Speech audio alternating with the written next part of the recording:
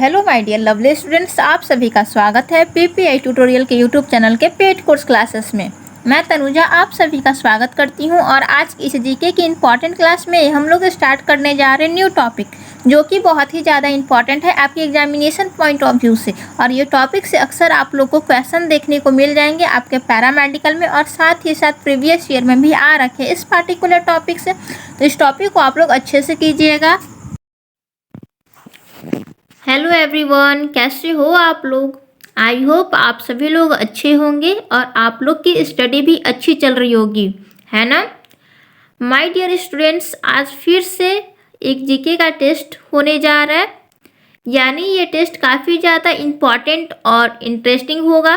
काफ़ी सारे क्वेश्चंस इस सीरीज में लिया गया है और ये आपका एक तरह से सुपर फास्ट रिवीजन हो रहा है, क्योंकि ये सारे क्वेश्चंस आप लोग को करवा दिए गए हैं। तो क्या आप लोग इस टेस्ट देने के लिए रेडी हो? तो आप लोग कमेंट बॉक्स में यस टाइप कीजिए। तो वेरी गुड। तो चलिए आज की इस बेहतरीन क्लास को हम लोग स्टार्ट करते हैं, और आज की इस क्लास बहुत ही ज़्यादा इम्पॉर्टेंट होने वाला है, तो आप लोग कोई भी इस क्लास को मिस मत कीजिएगा।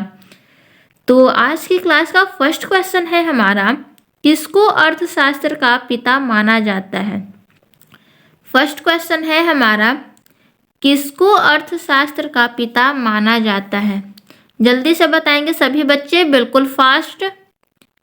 किसको अर्थशास्त्र का पिता माना जाता है? ऑप्शन है हमारा बायल, एडम स्मिथ, स्मॉली, ड्यूमान। जल्दी से बताएंगे सभी बच्चे, बिल्कुल फास्ट। तो वेरी गुड। जो भी बच्चे ऑप्शन बी की ओर जा रहे हैं उनका बिल्कुल करेक्ट है। इस प्यारे से क्वेश्चंस का राइट आंसर क्या हो जाएगा बच्चों? तो ये हो जाएगा option number B, Adam Smith. Adam Smith इस प्यारे से क्वेश्चंस का राइट आंसर है। यहाँ से एक प्रीवियस ईयर में आपके एक क्वेश्चंस और पूछ लिए गए हैं कि वेल्थ ऑफ नेशन पुस्तक किसके द्वारा लिखी गई है? तो जल्दी से बताएंगे सभी बच्चे, वेल्थ ऑफ नेशन पुस्तक किसके द्वारा लिखी गई है? कौन सी पुस्तक? तो वेल्थ ऑफ नेशन।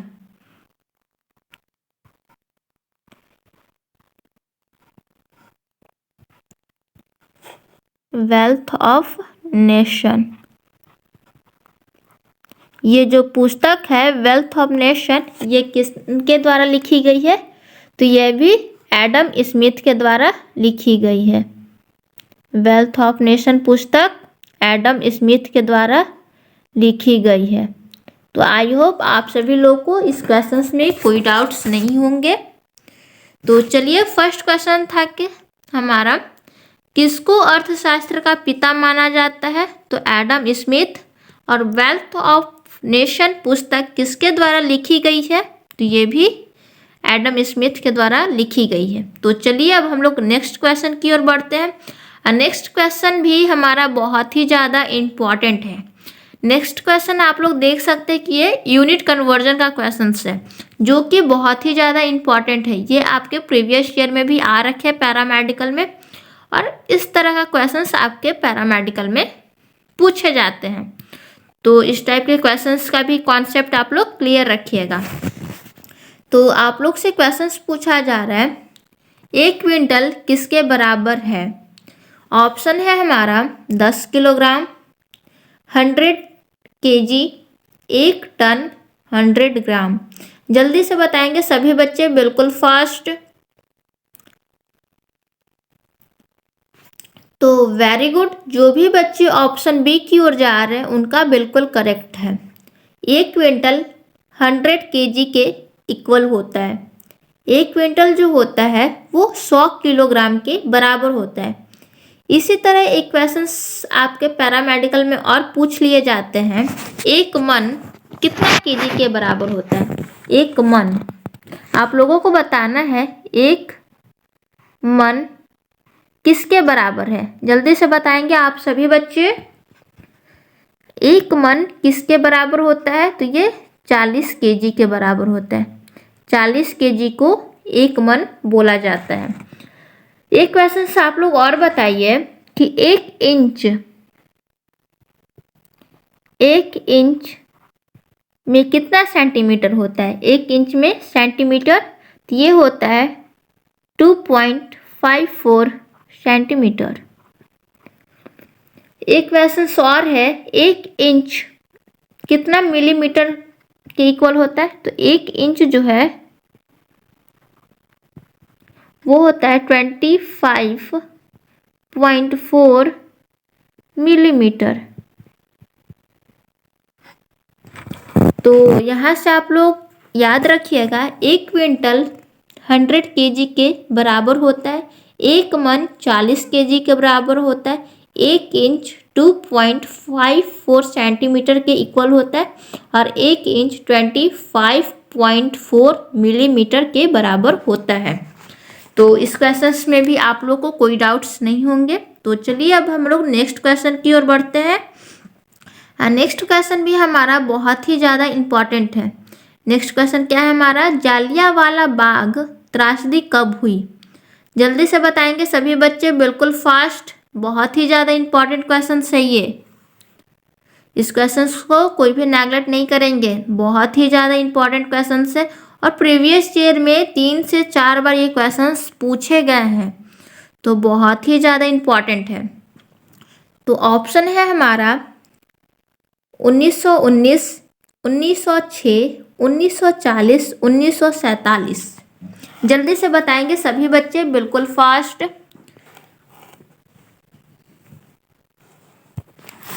तो वेरी गुड, जो भी बच्चे ऑप्शन ए की ओर जा रहे हैं, जो भी बच्चे ऑप्शन ए दे रहे हैं उनका बिल्कुल करेक्ट है, वेरी गुड। इस प्यारे से क्वेश्चन का आंसर क्या हो जाएगा, तो 1919। तो चलिए कुछ डिटेल्स और भी हम लोग जान लेते हैं इस क्वेश्चन के बारे में, जो कि आपके पैरामेडिकल में हर बार पूछे जाते हैं। तो आप लोग से पूछ लिया जाता है कि जालियांवाला बाग त्रासदी कब हुई। तो ये 1919, तो ये हुई थी जालियांवाला बाग त्रासदी 13 अप्रैल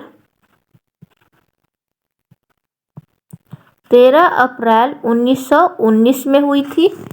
और ये कहाँ में हुई थी, तो ये पंजाब प्रांत के अमृतसर स्वर्ण मंदिर के निकट, तो ये अमृतसर में हुई थी।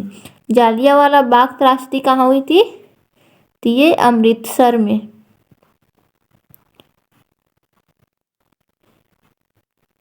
और जालियांवाला बाग हत्याकांड के समय भारत के वायसराय कौन थे। जालियांवाला बाग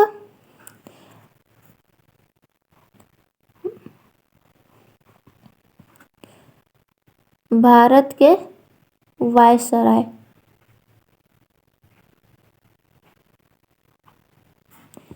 जालियांवाला बाग हत्याकांड के समय भारत के वायसराय जो थे वो थे लॉर्ड चैम्सफोर्ड।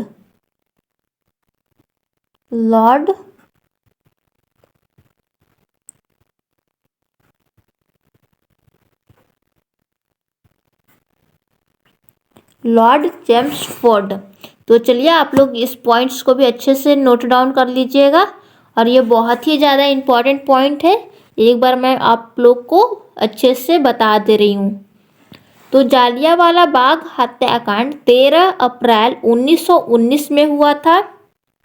13 अप्रैल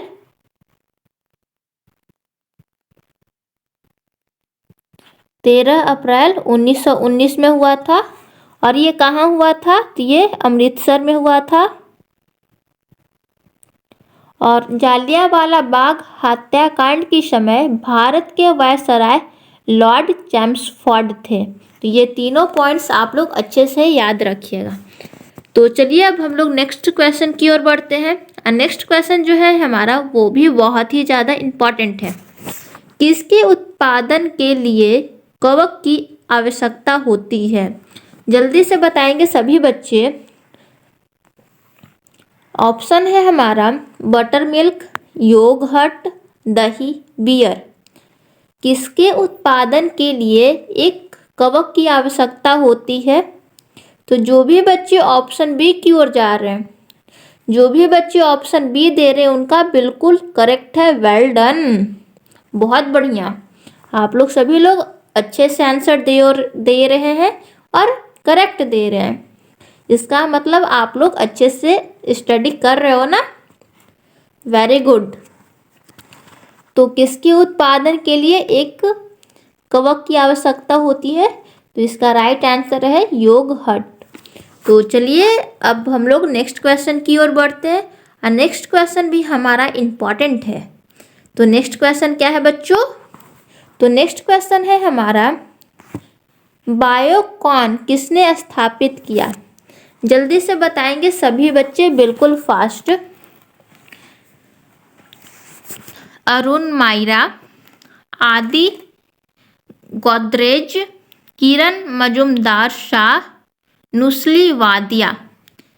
जल्दी से बताएंगे सभी बच्चे, बिल्कुल फास्ट। बायोकॉन को स्थापित किया, बायोकॉन को किसने स्थापित किया? इस प्यारे से क्वेश्चंस का राइट आंसर क्या हो जाएगा बच्चों लोग? जल्दी से आप लोग कमेंट्स कीजिए। तो वेरी गुड, जो भी बच्चे ऑप्शन सी की ओर जा रहे हैं, जो भी बच्चे ऑप्शन सी दे रहे हैं उनका बिल्कुल करेक्ट है। किरण मजुमदार शाह इस प्यारे से क्वेश्चंस का राइट आंसर है। तो आप लोग से एक पॉइंट्स और मैं पूछना चाहूँगी कि ये बायोकॉन है क्या? क्या आप लोग बता सकते हो ये बायोकॉन है क्या? तो चलिए, अगर आप लोग को पता है तो आप लोग कमेंट्स कीजिए, और नहीं पता है तो कोई बात नहीं, मैं आप लोग को बता दे रही हूँ। तो बायोकॉन जो है वो देश की सबसे बड़ी कंपनी है। बायोकॉन भारतीय फार्म कंपनी है, इसका मुख्यालय बेंगलुरु में है। बायोकॉन क्या है? तो ये भारतीय फार्म कंपनी है और इसका जो मुख्यालय है वो बेंगलुरु में है। तो चलिए, ये क्वेश्चंस भी इम्पॉर्टेंट है, आप लोग याद रखिएगा। इसके बाद नेक्स्ट जो हमारा क्वेश्चन है ये तो बहुत ही ज़्यादा इम्पॉर्टेंट क्वेश्चन है। ये तो बोलिए कि ये पैरामेडिकल का फेवरेट क्वेश्चन है।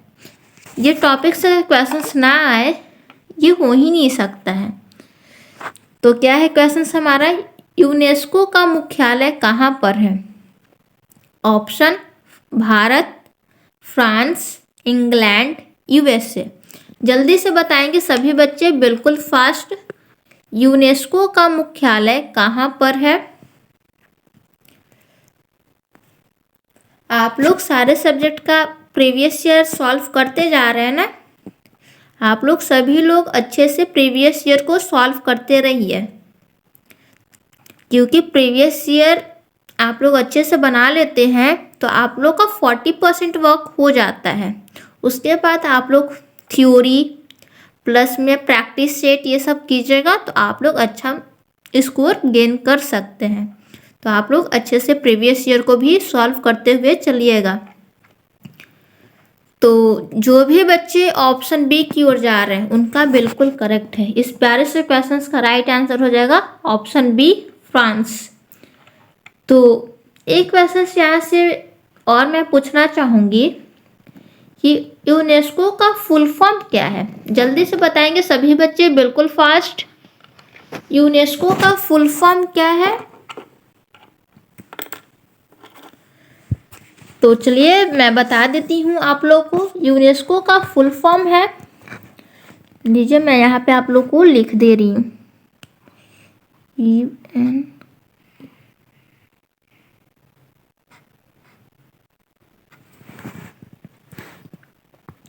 चलिए मैं आप लोग को अच्छे से बता रही हूँ यूनेस्को का फुल फॉर्म।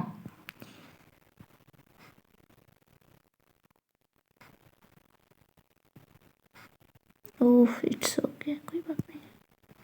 यूनेस्को का फुल फॉर्म क्या होता है? तो ये होता है यूनाइटेड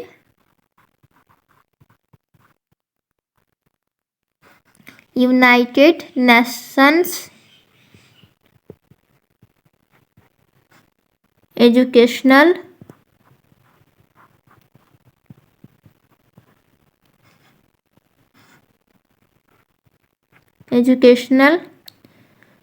साइंटिफिक साइंटिफिक एंड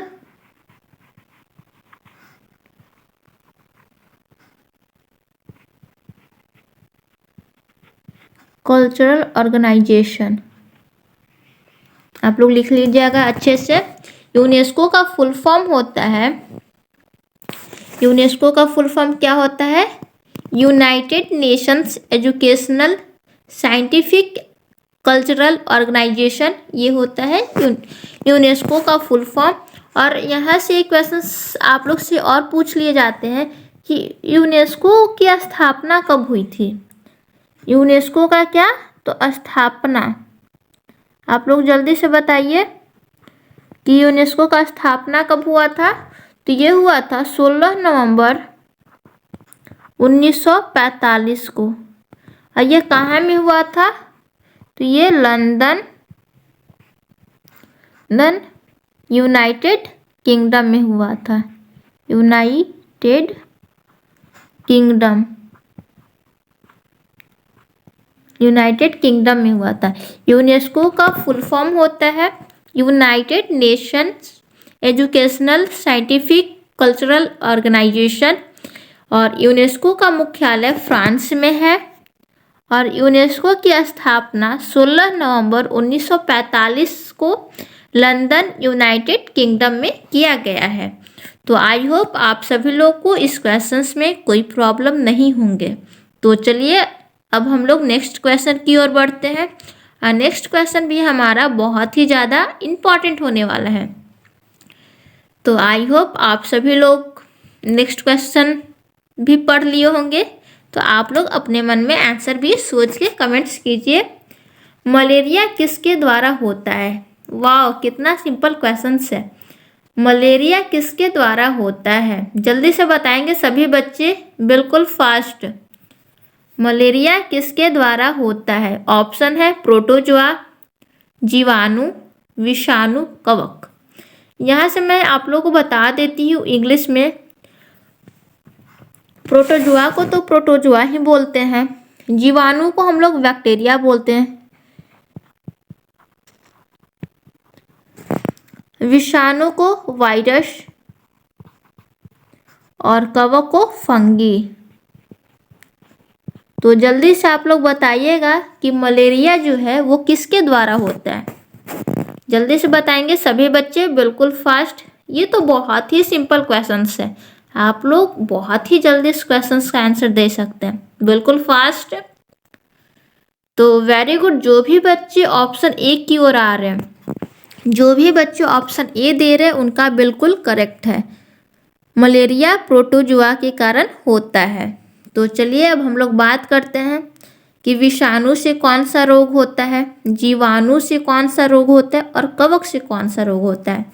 तो विषाणु से हमारा होता है बैक्टीरिया से निमोनिया,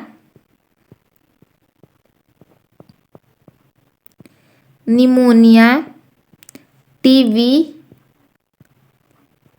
कॉलेरा। और कॉलेरा आप लोग लिख लीजिएगा।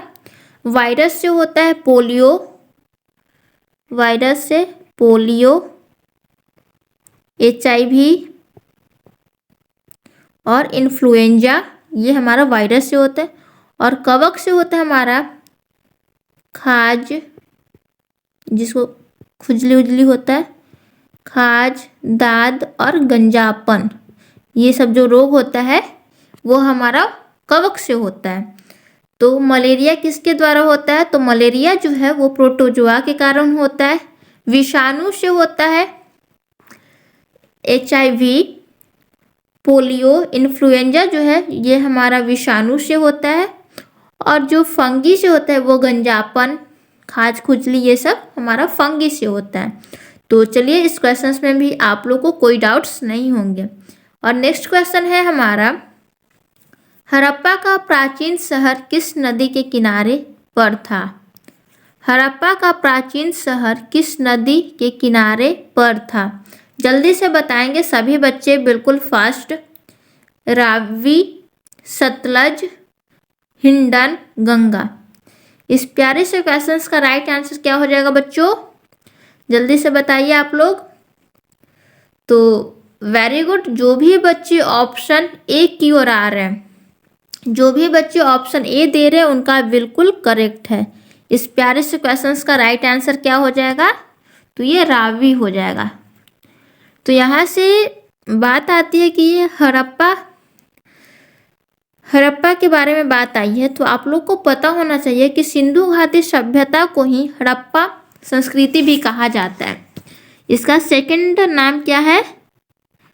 तो सेकंड इसका नाम है सिंधु घाटी सभ्यता। इसका सेकंड नाम क्या है? हड़प्पा का सेकंड नाम है सिंधु घाटी सभ्यता। सिंधु घाटी सभ्यता। और आप लोग को एक बात और पता होना चाहिए कि 1921 में दयाराम साहनी ने हड़प्पा का उत्खनन किया। अगर आप लोगों से पूछ लिया जाए कि हड़प्पा का उत्खनन किसने किया, तो ये दयाराम साहनी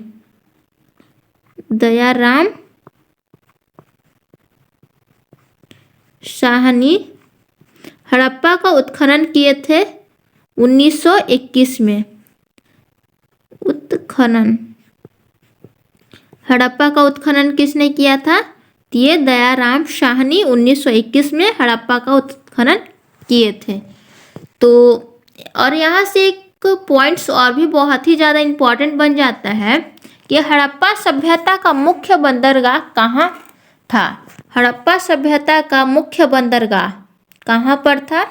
तो ये हड़प्पा सभ्यता का जो मुख्य बंदरगाह था वो गुजरात के लोथल में था। कहाँ था? तो ये गुजरात के लोथल में। गुजरात के लोथल में हड़प्पा सभ्यता का मुख्य बंदरगाह था। तो चलिए, आप लोग को इस क्वेश्चंस में भी कोई डाउट्स नहीं होंगे। एक बार मैं और अच्छे से बोल दे रही हूँ, आप लोग समझ लीजिए। हड़प्पा का प्राचीन शहर किस नदी के किनारे पर था? तो इसका राइट आंसर है रावी नदी के किनारे पर था। हड़प्पा का उत्खनन 1921 में दयाराम साहनी के द्वारा किया गया था। फिर नेक्स्ट जो हमारा पॉइंट था वो है कि सिंधु घाटी सभ्यता को हड़प्पा संस्कृति भी कहा जाता है। नेक्स्ट पॉइंट है हड़प्पा सभ्यता का मुख्य बंदरगाह कहाँ पर था? तो ये गुजरात के लोथल में। तो चलिए, अब हम लोग नेक्स्ट क्वेश्चन की ओर बढ़ते हैं। और नेक्स्ट क्वेश्चन भी हमारा बहुत ही ज़्यादा इम्पोर्टेंट होने वाली है। तो आज की क्लास को आप लोग लाइक कर दीजिए, सभी बच्चे लाइक कर दीजिए इस क्लास को, और शेयर भी कर दीजिए आप लोग, ताकि जो भी बच्चे पैरामेडिकल का प्रिपरेशन कर रहे हैं उनको भी कुछ बेनिफिट मिल जाए। तो जल्दी से सभी बच्चे लाइक कीजिए और वीडियो को शेयर भी कर दीजिए। और अगर आप लोग को इस क्लास इंटरेस्टिंग लग रही है तो आप लोग कमेंट्स फीडबैक भी ज़रूर दीजिएगा। तो नेक्स्ट क्वेश्चन जो है हमारा वो है किसने सेंट्रल हिंदू कॉलेज की स्थापना की जो बाद में BHU बनी? जल्दी से बताएंगे सभी बच्चे, बिल्कुल फास्ट।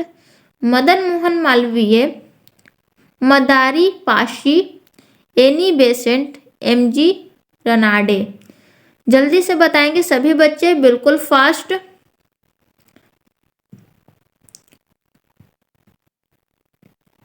तो वेरी गुड। जो भी बच्चे ऑप्शन ए की ओर आ रहे हैं, जो भी बच्चे ऑप्शन ए दे रहे हैं मदन मोहन मालवीय, उनका बिल्कुल करेक्ट है। वेल डन, बहुत बढ़िया। तो सेंट्रल हिंदू कॉलेज की स्थापना की जो बाद में BHU बना वो है मदन मोहन मालवीय। यहाँ से एक पॉइंट्स और आप लोगों से पूछ लिया जाता है एनी बेसेंट के बारे में। तो एनी बेसेंट जो है ये होम रूल लिंग की स्थापना किसने की? एनी बेसेंट है होम रूल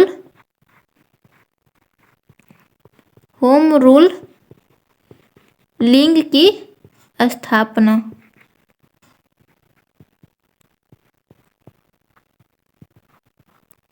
होम रूल लिंग की स्थापना तो ये एनी बेसेंट के द्वारा किया गया है। और यहाँ से एक समाचार पत्र है न्यू इंडिया, एक न्यू इंडिया समाचार पत्र है, ये भी एनी बेसेंट के द्वारा ही स्थापित किया गया है। तो चलिए, आप लोग को इस क्वेश्चंस में भी कोई डाउट्स नहीं होंगे, क्लियर हो गए हैं ना। किसने सेंट्रल हिंदू कॉलेज की स्थापना की जो बाद में बीएचयू बनी? तो मदन मोहन मालवीय इसका राइट आंसर है। और यहाँ से एक पॉइंट्स और मैं आप लोगों को बताई एनी बेसेंट के बारे में कि होम रूल लीग की स्थापना एनी बेसेंट के द्वारा की गई है। और न्यू इंडिया जो समाचार पत्र है वो एनी बेसेंट द्वारा स्थापित दैनिक समाचार पत्र था, न्यू इंडिया जिसका नाम था। तो आई होप आप सभी लोगों को इस क्वेश्चंस में कोई डाउट्स नहीं होंगे। तो चलिए अब हम लोग नेक्स्ट क्वेश्चन की ओर बढ़ते हैं। नेक्स्ट क्वेश्चन भी हमारा बहुत ही ज़्यादा इम्पॉर्टेंट है। नेक्स्ट क्वेश्चन है हमारा, मिजोरम भारत का 23वां राज्य कब बना? जल्दी से बताएंगे सभी बच्चे, बिल्कुल फास्ट। मिजोरम भारत का 23वां राज्य कब बना? 1968, 1986, 2000, 1978। जल्दी से बताएंगे सभी बच्चे, बिल्कुल फास्ट। तो मिजोरम भारत का 23वां राज्य 1986 में बना। जो भी बच्चे ऑप्शन बी दे रहे हैं उनका बिल्कुल करेक्ट है, वेल डन, बहुत बढ़िया, आप लोग सही आंसर दे रहे हो। तो मिजोरम भारत का 23वां राज्य 1986 में बना। तो चलिए इस क्वेश्चंस को भी एक्स्ट्रा डिटेल्स में थोड़ा देख लेते हैं हम लोग।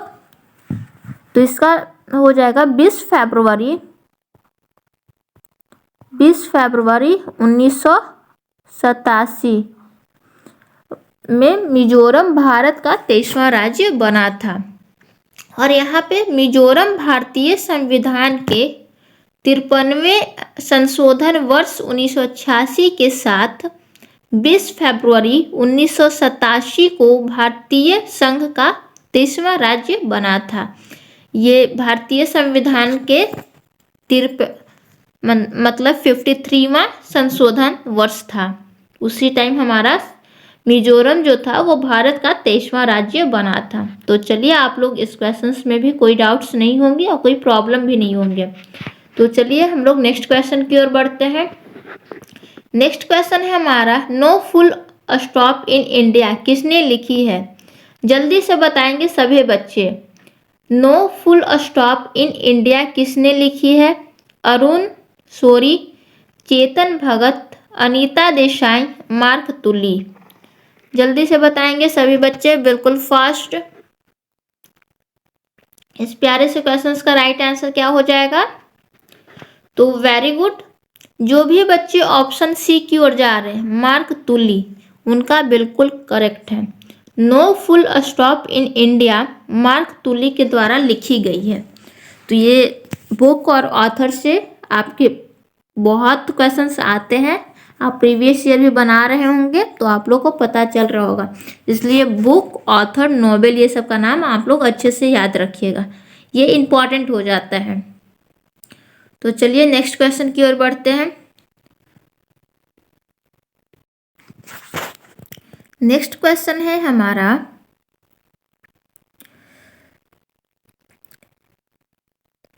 निम्न में से किस गैस का प्रयोग फोटोग्राफिक फ्लैश नली में नहीं किया जाता है? जल्दी से बताएंगे सभी बच्चे, बिल्कुल फास्ट। ऑप्शन है आर्गन, हीलियम, जिनॉन, नाइट्रोजन। किस गैस का प्रयोग फोटोग्राफिक फ्लैश नली में नहीं किया जाता है? तो जल्दी से बताइए आप लोग, सभी लोग, कौन सी गैस का प्रयोग नहीं करते हैं फोटोग्राफिक फ्लैश नली में? तो वेरी गुड, जो भी बच्चे ऑप्शन सी की ओर जा रहे हैं उनका बिल्कुल करेक्ट है। इस प्यारे से क्वेश्चंस का राइट आंसर जिनॉन हो जाएगा। फोटोग्राफिक फ्लैश नली में जिनॉन का प्रयोग नहीं किया जाता है। तो ये क्वेश्चंस आप लोग अच्छे से याद रखिएगा, याद करने वाला ये क्वेश्चंस है। तो चलिए हम लोग नेक्स्ट क्वेश्चन की ओर बढ़ते हैं।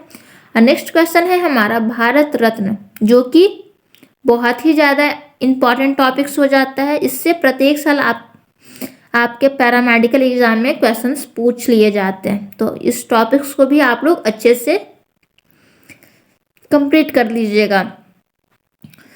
हमारा क्वेश्चन है, भारत रत्न से किनको सर्वप्रथम सम्मानित किया गया? ऑप्शन है भावे, नेहरू, राधा कृष्ण, इंदिरा गांधी। जल्दी से बताएंगे सभी बच्चे, बिल्कुल फास्ट। इस प्यारे से क्वेश्चंस का राइट आंसर क्या हो जाएगा?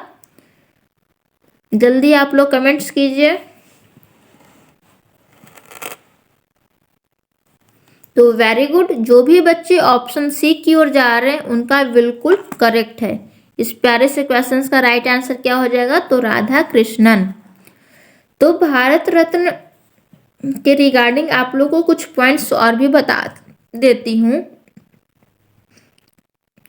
कि भारत रत्न जो था वो 2 जनवरी 1954 में स्थापित हुआ था।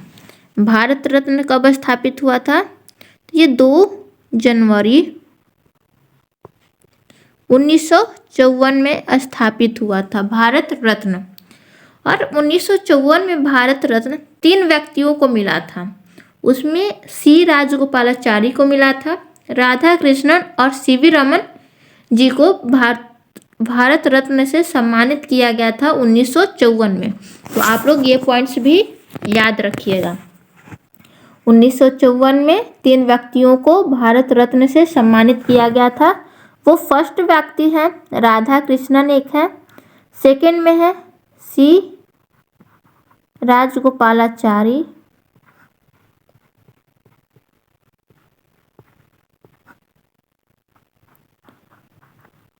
और सीवी रमन। ये 3 व्यक्तियों को 1954 में भारत रत्न से सम्मानित किया गया था। अब भारत रत्न की स्थापित कब हुआ था? तो ये 2 जनवरी 1954 में। तो चलिए, इस क्वेश्चंस में भी आप लोग को कोई डाउट्स नहीं होंगे। और ये पहला जो भारत रत्न मिला था वो राष्ट्रपति डॉक्टर सर्वपल्ली राधाकृष्णन को 1954 में दिया गया था। तो चलिए अब हम लोग नेक्स्ट क्वेश्चन की ओर बढ़ते हैं। और नेक्स्ट क्वेश्चन भी बहुत ही ज़्यादा इम्पॉर्टेंट है। आप लोगों से क्वेश्चंस पूछा जा रहा है, किस कंपनी का नारा टैगलाइन है थी कनेक्टिंग पीपल? जल्दी से बताएंगे सभी बच्चे, बिल्कुल फास्ट। कनेक्टिंग पीपल जो है वो किस कंपनी का टैगलाइन है? सोनी, नोकिया, टायोटा, सहारा। जल्दी से बताइए आप सभी बच्चे, इस क्वेश्चन का राइट आंसर क्या हो जाएगा? तो वेरी गुड, जो भी बच्चे ऑप्शन बी दे रहे हैं नोकिया, उनका बिल्कुल करेक्ट है। कनेक्टिंग पीपल जो है वो नोकिया का टैगलाइन है। तो चलिए नेक्स्ट क्वेश्चन की ओर चलते हैं। और नेक्स्ट क्वेश्चन है हमारा,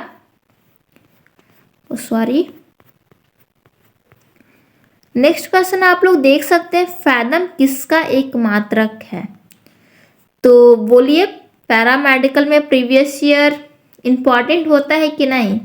ये क्वेश्चंस मैं आप लोग को, जब मेरा जीके का फर्स्ट क्लास आप लोग देखिएगा, सेम क्वेश्चंस यही आप लोग को मैं करवा चुकी हूँ। फैदम किसका एक मात्रक है? अगर अभी भी आप लोग नहीं प्रीवियस ईयर अच्छे से बना रहे हो ना, तो अभी से भी आप लोग बनाना शुरू कर दीजिए, क्योंकि प्रीवियस ईयर बहुत ही ज़्यादा इम्पॉर्टेंट है। इसलिए आप लोग को प्रीवियस ईयर अच्छे से बनाना ही पड़ेगा।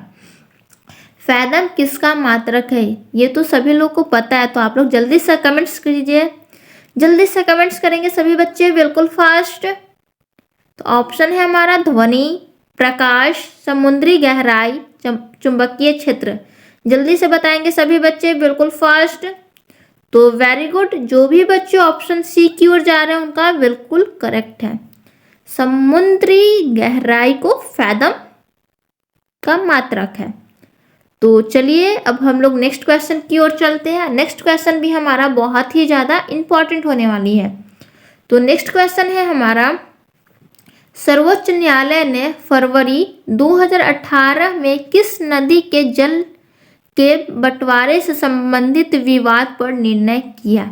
ये जो आपका क्वेश्चन है ये बहुत ही ज़्यादा इंपॉर्टेंट क्वेश्चन नहीं हो जाते, क्योंकि ये 2018 का करंट अफेयर्स क्वेश्चन है जो कि इम्पॉर्टेंट नहीं है।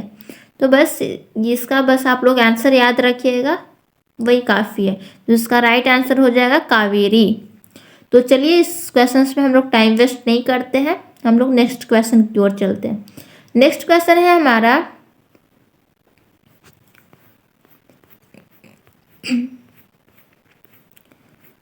नेक्स्ट क्वेश्चन है हमारा, किस भारतीय शहर में सर्वप्रथम बिजली आई?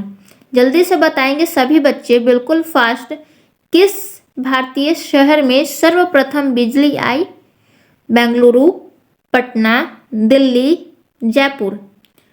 तो वेरी गुड, जो भी बच्चे ऑप्शन ए की ओर आ रहे हैं उनका बिल्कुल करेक्ट है। सबसे पहले बिजली कहाँ में आई थी? तो यह बेंगलुरु में आई थी। तो बहुत बढ़िया, वेरी गुड। तो चलिए अब हम लोग नेक्स्ट क्वेश्चन की ओर चलते हैं। नेक्स्ट क्वेश्चन है हमारा, सॉरी यार ये क्या हो जा रहा है।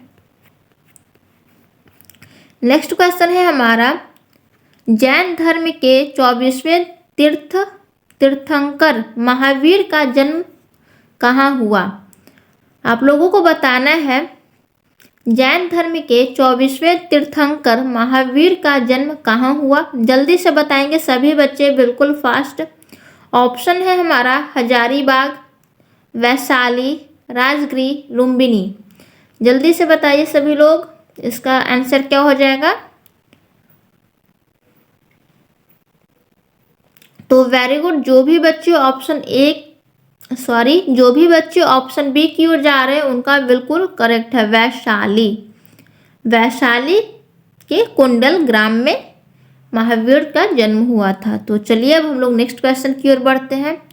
नेक्स्ट क्वेश्चन है हमारा, किस कार के आगे वाले भाग में 4 गोले धारे दिखाए गए हैं? किस कार के आगे वाले भाग में 4 गोल धारे दिखाए गए हैं?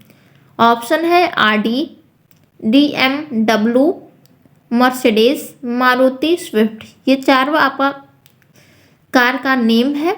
ऐसी में से आपको कोई एक करेक्ट आंसर होगा, तो आप लोग चूज कीजिए कि इसका राइट आंसर क्या हो जाएगा। जल्दी से बताएंगे सभी बच्चे, बिल्कुल फास्ट। इस प्यारे से क्वेश्चन का राइट आंसर क्या हो जाएगा? ये हमारे क्वेश्चन का लास्ट क्वेश्चन है। आज के इस क्लास का ये लास्ट क्वेश्चन है, तो आप लोग सभी लोग इस क्वेश्चन का राइट आंसर दीजिए। तो वेरी गुड, जो भी बच्चे ऑप्शन ए की ओर आ रहे हैं उनका बिल्कुल करेक्ट है।